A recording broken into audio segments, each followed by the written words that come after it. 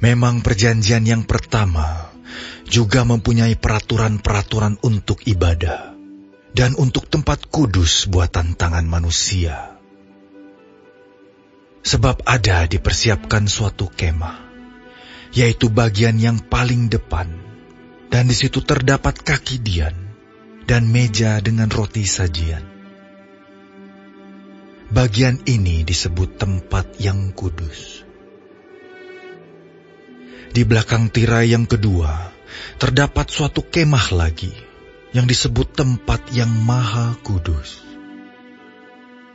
Di situ terdapat mezbah pembakaran ukupan dari emas, dan tabut perjanjian, yang seluruhnya disalut dengan emas.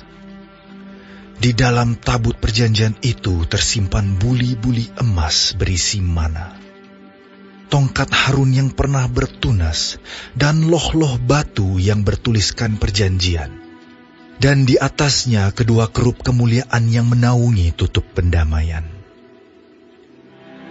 Tetapi hal ini tidak dapat kita bicarakan sekarang secara terperinci. Demikianlah caranya tempat yang kudus itu diatur.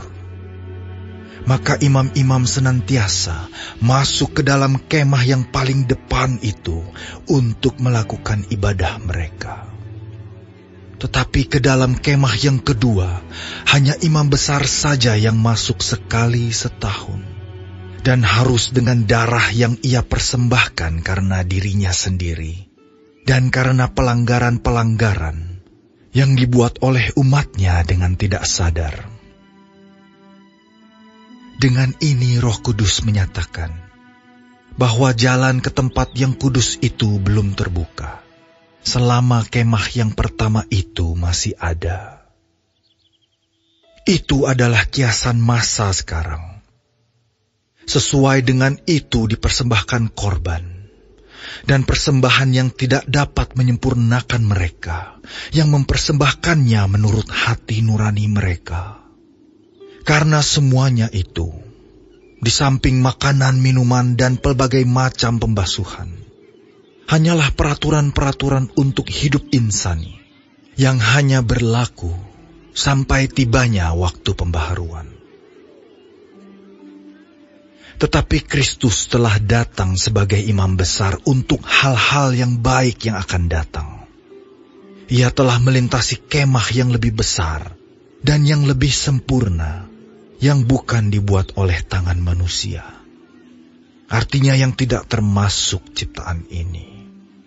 Dan ia telah masuk satu kali untuk selama-lamanya ke dalam tempat yang kudus, bukan dengan membawa darah domba jantan dan darah anak lembu, tetapi dengan membawa darahnya sendiri. Dan dengan itu, ia telah mendapat kelepasan yang kekal.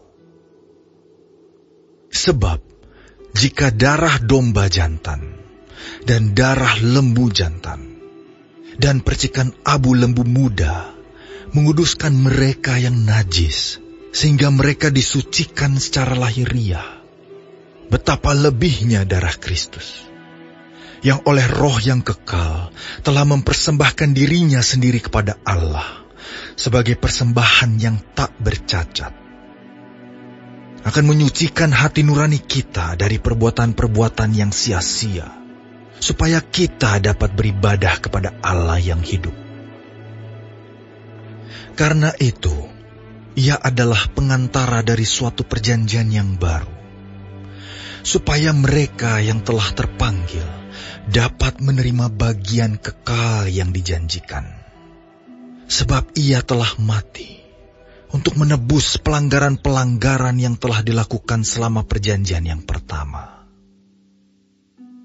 Sebab di mana ada wasiat, di situ harus diberitahukan tentang kematian pembuat wasiat itu. Karena suatu wasiat barulah sah, kalau pembuat wasiat itu telah mati, sebab ia tidak berlaku selama pembuat wasiat itu masih hidup. Itulah sebabnya, maka perjanjian yang pertama tidak disahkan tanpa darah. Sebab sesudah Musa memberitahukan semua perintah hukum Taurat kepada seluruh umat, ia mengambil darah anak lembu dan darah domba jantan serta air, dan bulu merah dan hisop, lalu memerciki kitab itu sendiri dan seluruh umat, sambil berkata, "Inilah darah perjanjian yang ditetapkan Allah bagi kamu." Dan juga kemah dan semua alat untuk ibadah dipercikinya secara demikian dengan darah.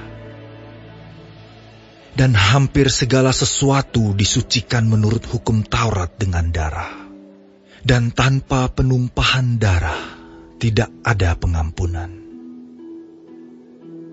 Jadi, segala sesuatu yang melambangkan apa yang ada di sorga haruslah ditahirkan secara demikian.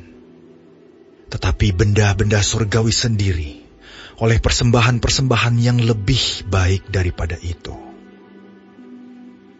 Sebab Kristus bukan masuk ke dalam tempat kudus buatan tangan manusia, yang hanya merupakan gambaran saja dari yang sebenarnya, tetapi ke dalam sorga sendiri, untuk menghadap hadirat Allah, guna kepentingan kita. Dan ia bukan masuk untuk berulang-ulang mempersembahkan dirinya sendiri, sebagaimana imam besar setiap tahun masuk ke dalam tempat kudus dengan darah yang bukan darahnya sendiri. Sebab jika demikian, ia harus berulang-ulang menderita sejak dunia ini dijadikan. Tetapi sekarang ia hanya satu kali saja menyatakan dirinya, pada zaman akhir, untuk menghapuskan dosa oleh korbannya. Dan sama seperti manusia, ditetapkan untuk mati hanya satu kali saja, dan sesudah itu dihakimi. Demikian pula, Kristus hanya satu kali saja mengorbankan dirinya untuk menanggung dosa banyak orang. Sesudah itu ia akan menyatakan dirinya sekali lagi, tanpa menanggung dosa, untuk menganugerahkan keselamatan kepada mereka yang menantikan Dia.